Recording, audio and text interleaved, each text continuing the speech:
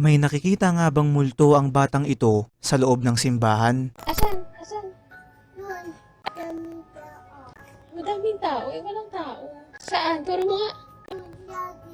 Mga kaibigan, sa videong in-upload ni @Hello Danica, makikita natin ang kanyang pamangkin na naglalakad malapit sa may simbahan. Ayon sa kwento, bandang alas 6:30 ng hapon nang sinama niya ito upang maglakad-lakad sa kanilang subdivision, at noong nandoon na sila sa tapat ng simbahan ay bigla na lang sinabi nung kanyang pamangkin na marami daw tao sa loob ng gusali kahit na makikitang ito ay nakasara.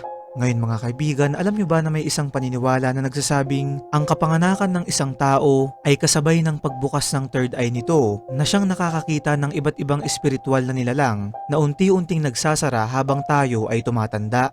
Kaya naman pinaniniwalaan na ang mga bata katulad na lamang nitong nasa video ay nakabukas pa rin ang mga third eye na dahilan upang makakita sila ng kaluluwa. Natutugma rin sa tinuturo nito sa simbahan dahil karamihan sa atin, lalo na yung mga Katoliko, kapag sila ay pumanaw ay sa simbahan muna sila pinupunta bago sila ilibing, kung saan may tsansang maiwan yung kanilang kaluluwa dun mismo sa simbahan.